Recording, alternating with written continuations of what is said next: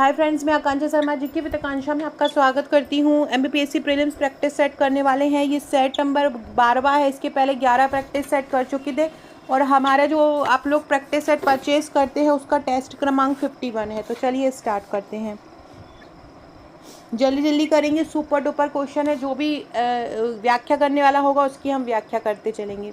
पहला क्वेश्चन है, मध्य प्रदेश बजट 2023 में मुख्यमंत्री लाडली योजना के लिए कितना बजट का प्रावधान किया गया है। सबसे ज़्यादा फेमस योजना है, 8,000 करोड़ रुपए का इसमें प्रावधान किया गया है। तो याद रखिएगा, बजट मुख्यमंत्री लाडली बहना योजना के लिए कितना प्रावधान है, 8,000 करोड़ का प्रावधान है। अगला है, ग्लोबल स्किल पार्क संत रविदास पार्क कहाँ पर है। ग्लोबल स्किल पार्क भोपाल में है और घोषणा इसकी 2016 में ही हो गई थी। 2019-20 में ये बन के तैयार हो गया था। अभी इसमें और काम चल रहा है इसका। अभी 2022 में इसका नाम भी बदल दिया था, इसको रविदास स्किल पार्क कर दिया था। और यहाँ पर 6,000 लोगों को प्रशिक्षण दिया जाता है। ये भी आपसे पूछ सकते हैं, ये भी याद रखिएगा। मुख्यमंत्री उद्यम क्रांति में कितने बजट का प्रावधान है। उद्यम से संबंधित क्वेश्चन जरूर पूछेंगे क्योंकि कौशल एक प्रमुख टॉपिक है। तो मुख्यमंत्री उद्यम क्रांति में कितने बजट का प्रावधान किया गया है, 100 करोड़ का प्रावधान है उद्यम क्रांति में। अगला है, मध्य प्रदेश लोक सेवा गारंटी अधिनियम के अंतर्गत कितनी सेवाएं अधिसूचित हैं। लोक सेवा गारंटी अधिनियम के तहत अगर जो अभी वर्तमान में आंकड़े हैं उसके अकॉर्डिंग 696 सूचनाएं अधिसूचित हैं। मध्य प्रदेश में विद्युत क्षमता 2022 में कितनी हुई है, जो डाटा हमारे पास अवेलेबल है आर्थिक सर्वेक्षण के अनुसार।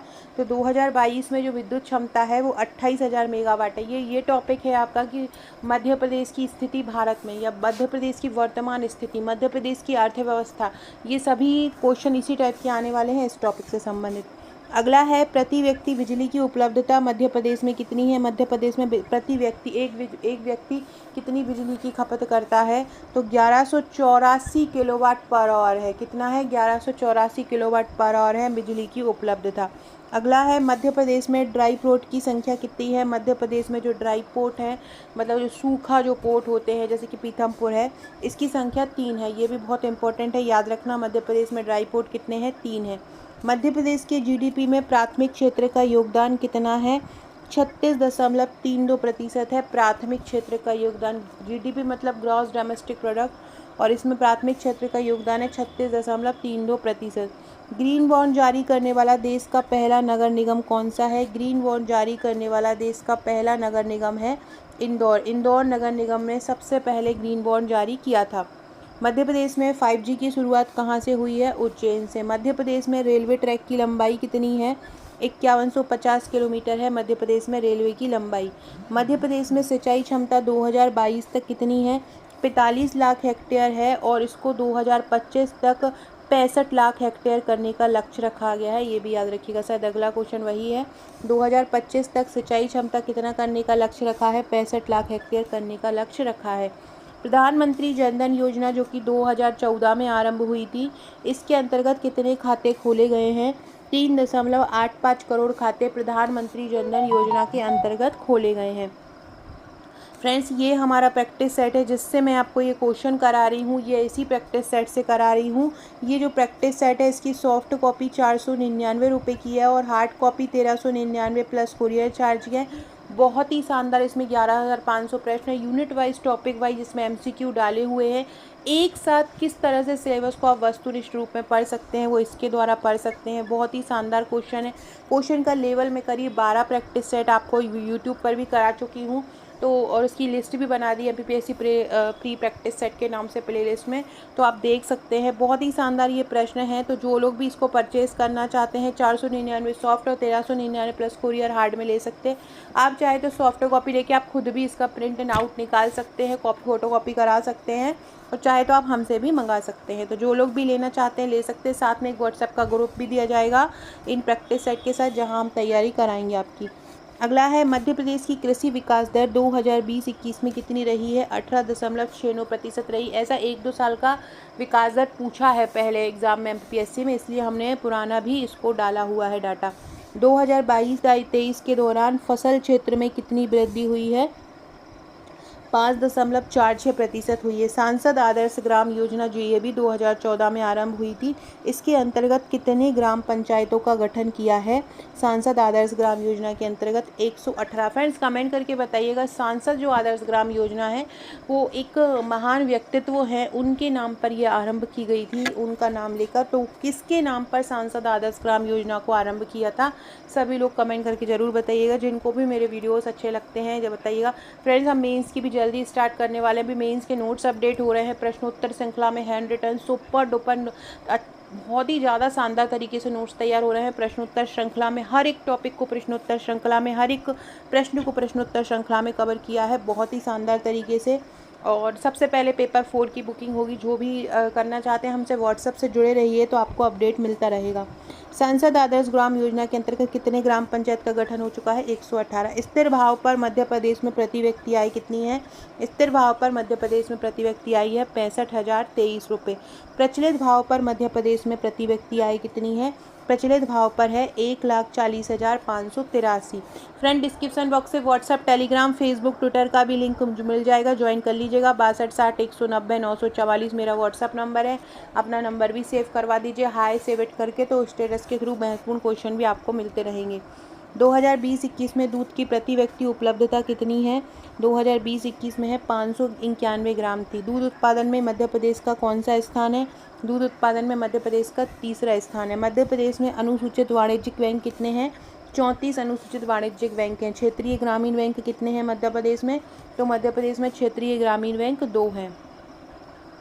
मध्य प्रदेश में जिला केंद्रीय बैंक कितने हैं? ये बैंकिंग वाले जो सेवा सेक्टर है उसमें ये क्वेश्चन आएगा। तो मध्य प्रदेश में जिला केंद्रीय बैंक है 38। मध्य प्रदेश में शिशु मृत्यु दर कितनी है? मध्य प्रदेश में शिशु मृत्यु दर 43 है और पूरे भारत में 28 है। मध्य प्रदेश में मातृ मृत्यु दर कितनी है? मध्य प्रदेश में मातृ मृत्यु दर है 173 MMR। मध्य प्रदेश में जन्म दर कितनी है? मध्य प्रदेश में जन्म दर है 24.1%। मध्य प्रदेश में मृत्यु दर कितनी? अभी हमने ऊपर शिशु मृत्यु दर पढ़ा था 43 और ये ओवरऑल मृत्यु दर है, ये 6.5% है। मध्य प्रदेश में कम वजन वाले बच्चे कितने प्रतिशत है? कम वजन वाले बच्चों का प्रतिशत 48% है। कम वजन वाले बच्चे कितने हैं? 48%। आत्मनिर्भर रोड मैप जारी करने वाला पहला राज्य कौन सा है? मध्य प्रदेश आत्मनिर्भर रोड मैप जारी करने वाला पहला देश है। 2022 में इसने जारी किया। आत्मनिर्भर मध्य प्रदेश भारत में कितने स्तंभ हैं? आत्मनिर्भर भारत के जो स्तंभ हैं आत्मनिर्भर भारत के स्तंभ पूछना है तो 5 स्तंभ है। मध्य प्रदेश में 4 है और भारत में 5 है। मूडीज़ ने 2023-24 में विकास दर कितनी रखी है? मूडीज़ ने 2022-23 में विकास दर 6.1% रखी है। IMF ने विकास दर का अनुमान कितना लगाया है? 6.8%। वित्त वर्ष 2023-24 में GDP वृद्धि दर कितना प्रतिशत रहने का अनुमान है? 6 से 6.8% रहेगा ओवरऑल अगर GDP वृद्धि दर देखी जाए। PPP के अनुसार, पब्लिक प्राइवेट पार्टनरशिप के अनुसार भारत दुनिया की कौन सी अर्थव्यवस्था है? तीसरी अर्थव्यवस्था है भारत दुनिया की PPP के अनुसार।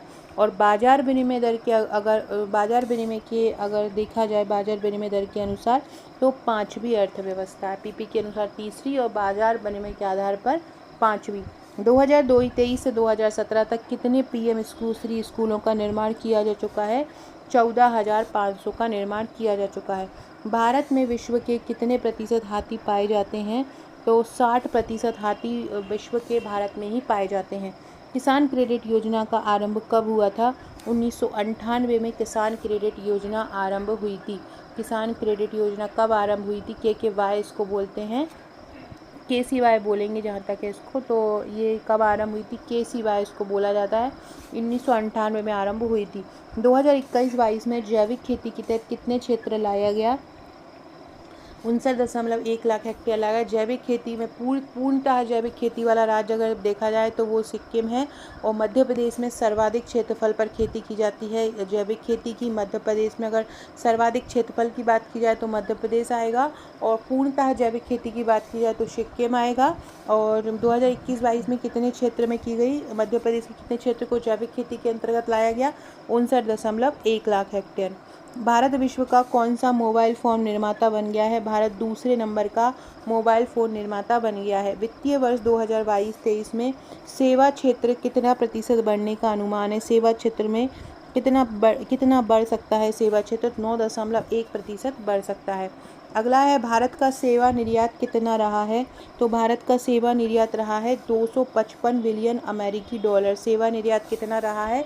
255 बिलियन अमेरिकी डॉलर रहा है। बीमा कंपनियों में एफडीआई की सीमा 49% से बढ़ाकर कितनी कर दी है?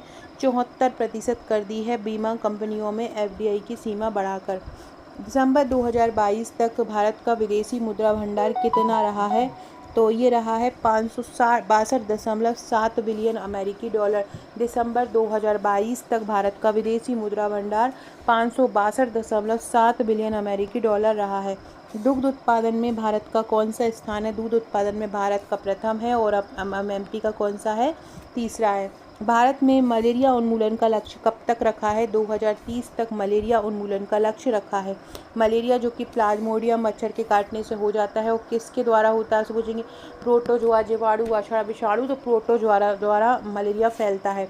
भारत में एड्स को ख़त्म करने का लक्ष्य कब तक रखा गया है? 2030 तक एड्स को ख़त्म करने का लक्ष्य रखा है और 2030 तक ही मलेरिया को ख़त्म करने का लक्ष्य रखा है। ये अगर आप कोई फीमेल हैं जो मेरा वीडियो देख रहे हैं, तो सुपरवाइज़र की वैकेंसी आने वाली है, सितंबर में एग्ज़ाम है, उसमें ये क्वेश्चन बहुत इंपॉर्टेंट है। अगर आप महिला सुपरवाइज़र की तैयारी कर रहे हैं तो आप हमारे महिला सुपरवाइज़र के नोट्स भी परचेस कर सकते हैं। बहुत ही शानदार सरल तरीके से बनाए हुए नोट्स हैं। रोज़ ग्रुप दिया जा रहा है उसके साथ, और रोज़ उस ग्रुप में हम तैयारी कराते हैं। करीब 15,000 प्रश्नों की तैयारी हम ग्रुप के माध्यम से करा देंगे। तो जो भी सुपरवाइज़र के नोट्स लेना चाहते हैं ले सकते हैं। 1399 + 100 कुरियर में आपको ऑनलाइन और ऑफलाइन दोनों नोट्स एक साथ मिलते हैं। ऑनलाइन में तैयारी के लिए ग्रुप और ऑफलाइन आपको नोट्स जाते हैं। भारतीय अर्थव्यवस्था को 5 ट्रिलियन डॉलर इकोनॉमी बनाने का लक्ष्य कब तक रखा गया है? 2025 तक रखा गया है 5 ट्रिलियन डॉलर इकोनॉमी बनाने का लक्ष्य। भारत को टीबी मुक्त कब तक घोषित किया है? टीबी मुक्त कब तक होगा? 2025 तक। 2030 तक कितना अक्षय ऊर्जा पाने का लक्ष्य है?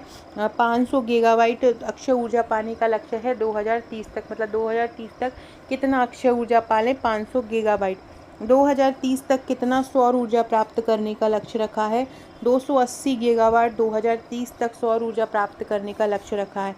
अटल प्रगति पथ जिसकी लंबाई 404 किलोमीटर है, जिसको पहले चंबल एक्सप्रेसवे कहा जाता था, इसमें कौन कौन से राज्य लाभान्वित होंगे? मध्य प्रदेश, उत्तर प्रदेश, राजस्थान या उपरोक्त दोनों?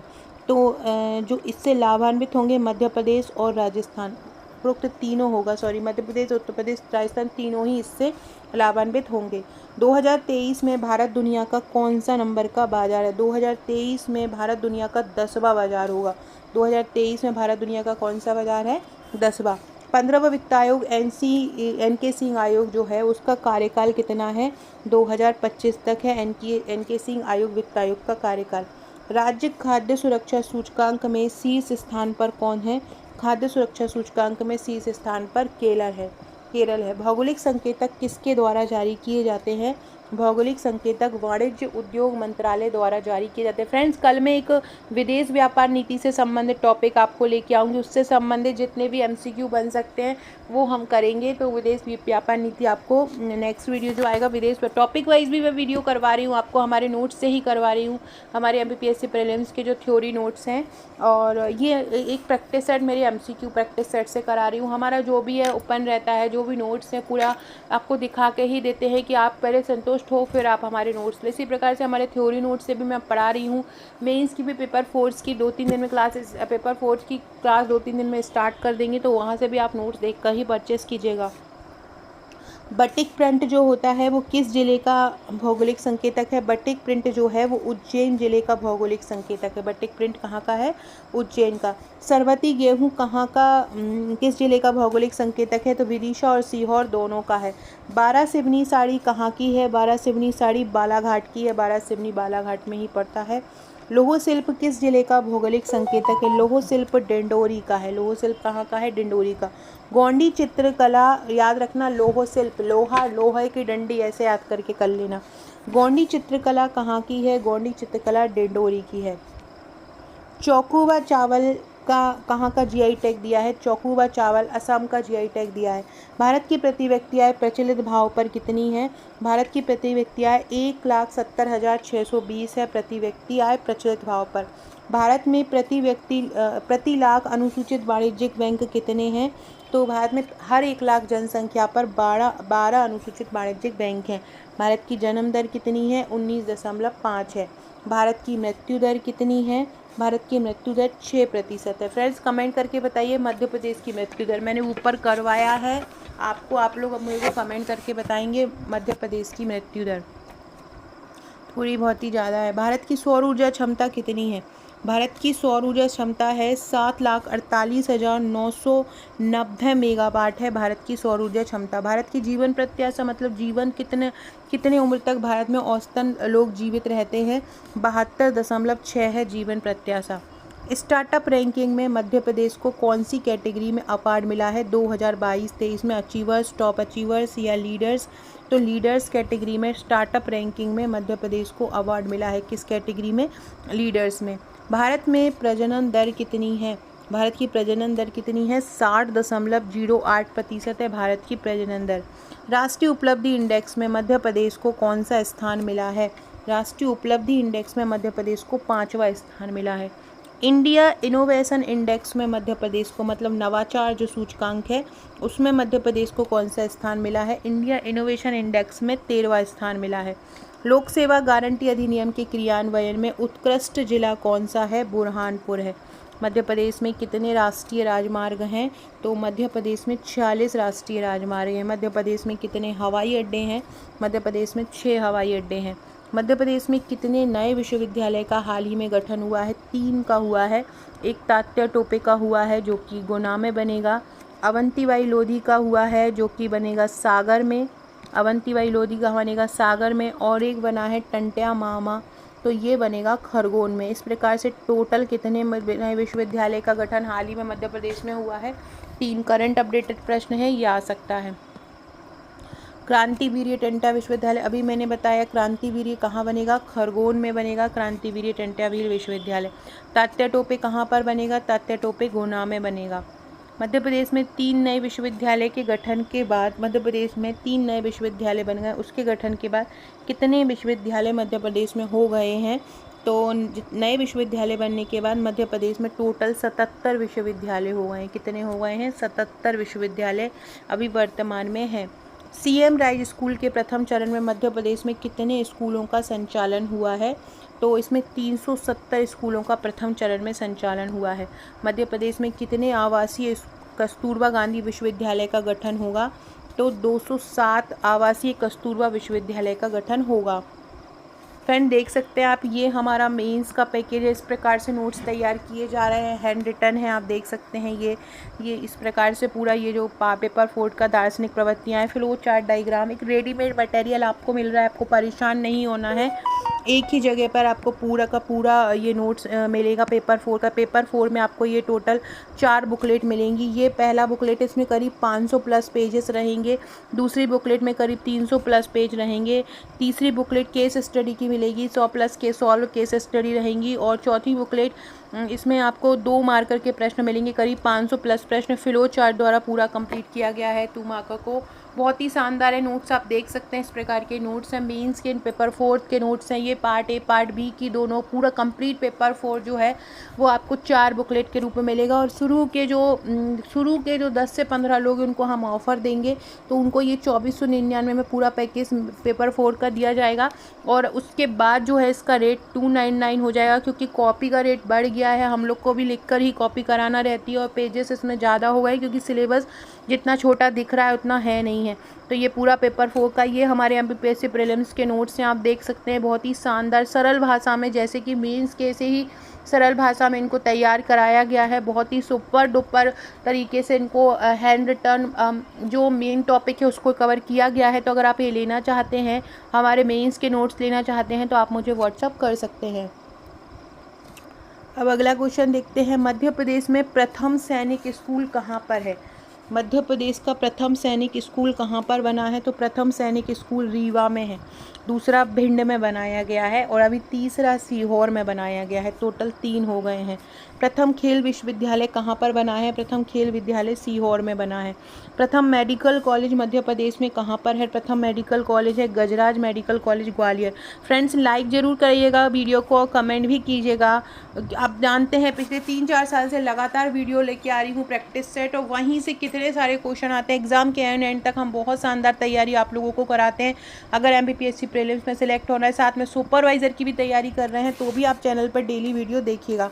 मध्य प्रदेश हिंदी ग्रंथ अकादमी की स्थापना कब हुई थी? 1969 में हुई थी, भोपाल में। भोपाल में पाठ्य पुस्तक निगम कब बना था? 1968 में बना था। मध्य प्रदेश का पहला ड्रोन स्कूल कहाँ पे बन रहा है?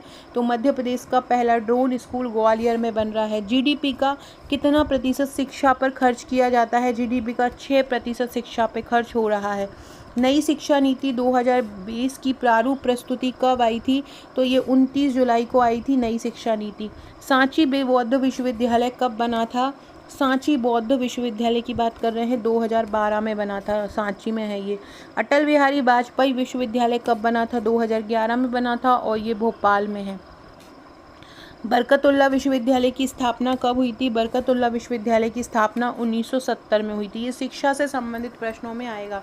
निराला सृजन पीठ कहाँ पर है? निराला सृजन पीठ बरकतुल्लाह विश्वविद्यालय में। कब इसकी स्थापना हुई थी? 1970 में।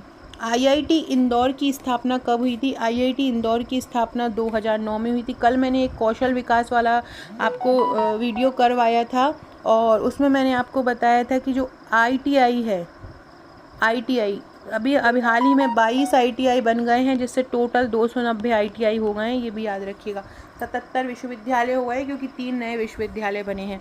IIM की जो स्थापना हुई वो कब हुई थी? 1996 में। IIT की 2009 में और IIM की 1996 में।